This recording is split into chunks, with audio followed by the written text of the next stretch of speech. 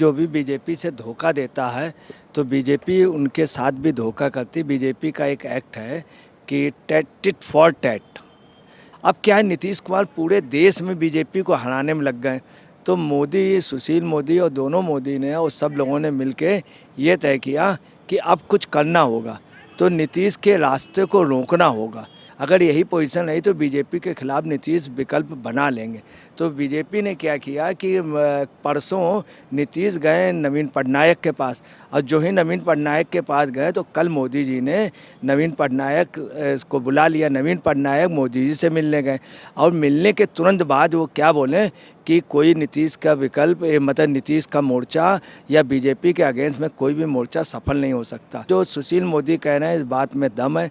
दूसरी बात आपको बता रहे हैं, मोदी, अमित शाह, इन लोगों की एक वो है, जिसने भी इनसे राजनीतिक धोखेधड़ी की है उसको इन लोगों ने माफ़ नहीं किया। नीतीश को ये सबसे बड़ा धोखेबाज मान रहे हैं, सबसे बड़ा पलटू राम मान रहे हैं। और नीतीश चाहे भी रहे कि हमारा इनसे समझौता हो जाए, मगर भाजपा ने इनकार कर दिया। वो वक्त दूर नहीं है कि अब ये खाली होकर के सिर्फ एक काम करेंगे कि ये इनको डैमेज कर देंगे। बीजेपी के सांसद सुशील मोदी ने जिस तरीके से एक बड़ा बयान दिया है, उन्होंने कहा है कि धोखे की सजा उद्धव ठाकरे को मिल चुकी है और इसी तरीके से सजा जो है अब वो बिहार के मुख्यमंत्री नीतीश कुमार को मिलेगी, क्योंकि जिस तरीके से उन्होंने बीजेपी के साथ गठबंधन तोड़ा है और 2019 में उद्धव ठाकरे ने भी कुछ इस तरीके की चीजें ही की थी बीजेपी के साथ। तो सर, आप इस बयान को कैसे देख रहे हैं, क्योंकि पहले ही महाराष्ट्र में उद्धव ठाकरे की पार्टी से लेकर चुनाव चिन्ह यानी कि पार्टी चिन्ह जो है वो सब जा चुका है और अब नीतीश की बारी है, इससे क्या कहना चाहते हैं सुशील मोदी? देखिए, सुशील मोदी का बहुत स्पष्ट इशारा है। बीजेपी ने अपनी नीतियां इधर करीब 10, 12, 15 साल से काफ़ी बदली हैं और उनका साफ है, जो भी बीजेपी से धोखा देता है तो बीजेपी उनके साथ भी धोखा करती। बीजेपी का एक एक्ट है कि टिट फॉर टैट।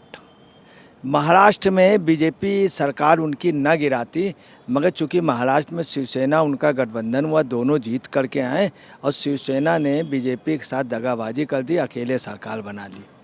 भाजपा को बहुत बुरा लगा। भाजपा बराबर सोचती रही और उसने दांव दे दिया और बीजेपी ने सरकार बना ली। अभी कोर्ट का डिसीजन भी आ गया, तो भी कोर्ट ने बड़ा अच्छा बोला। कोर्ट ने कह दिया मुख्यमंत्री वही रहेंगे, मगर महाराष्ट्र में अब सरकार बीजेपी वालों की और पक्की हो गई। अब रहा बिहार में भी यही पोजीशन हुई कि जनता दल जो था इनका जनता दल नीतीश का और बीजेपी मिल के आई, इन्होंने सरकार भी बनाई। और एकाएक क्या किया, नीतीश कुमार ने इनसे संबंध तोड़ लिए और उनके साथ हो लिए।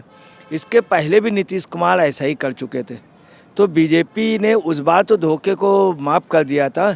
इस बार बीजेपी देख रही कि नीतीश से कतई भी कोई समझौता करने को उसमें नहीं, और बीजेपी इनको निश्चित तौर पे कोई जवाब देगी। अब क्या है, नीतीश कुमार पूरे देश में बीजेपी को हराने में लग गए।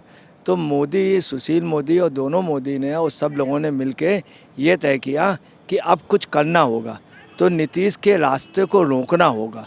तो नीतीश के रास्ते को रोकने के लिए अब बीजेपी क्या कर रही है, आरसीपी सिंह को ले आई अपनी पार्टी में, तथा तमाम वहाँ के नेताओं को ले आई।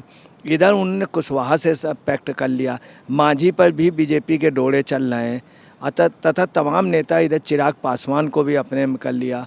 अब इनकी ऑपरेशन बिहार निश्चित तौर पे शुरू होने जा रहा है, क्योंकि नीतीश के पैरों में घुंघरू बंधे और सब जगह घूम रहे हैं।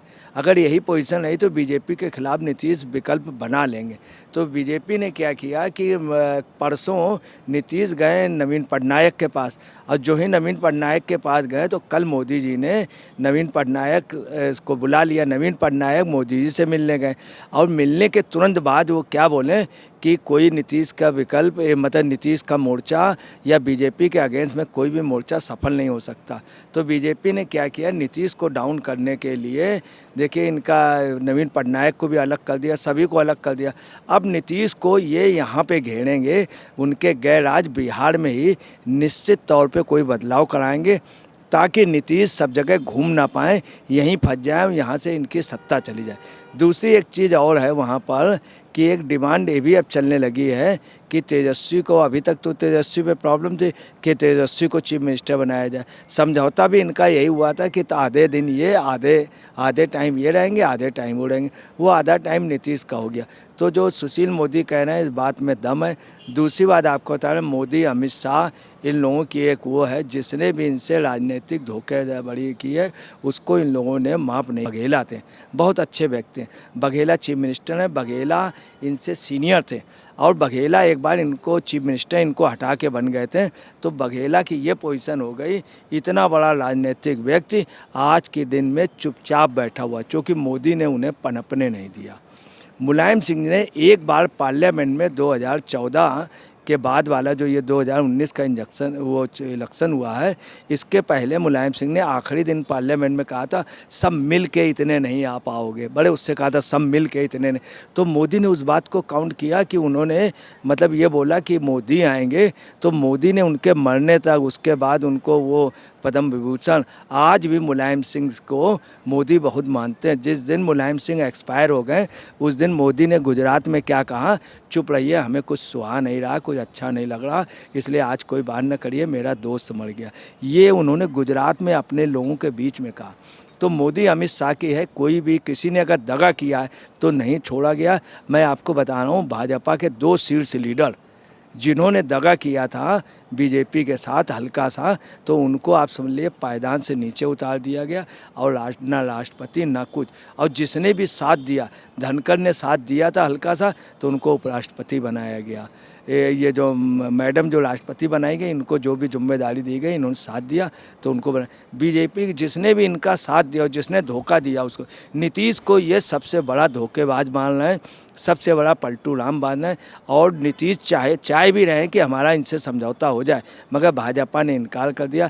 वो वक्त दूर नहीं है कि अब ये खाली होकर के सिर्फ एक काम करेंगे कि ये इनको डैमेज कर देंगे। सबसे ज़्यादा बीजेपी इसलिए तब आ गई है, नीतीश कुमार आज इसलिए गए हैं महाराष्ट्र में कि उनको उम्मीद थी कल का जो डिसीजन आना था, जो आ चुका है, वो डिसीजन शिवसेना के फेवर में आएगा, हम जाके वहाँ वाहवाही लेंगे।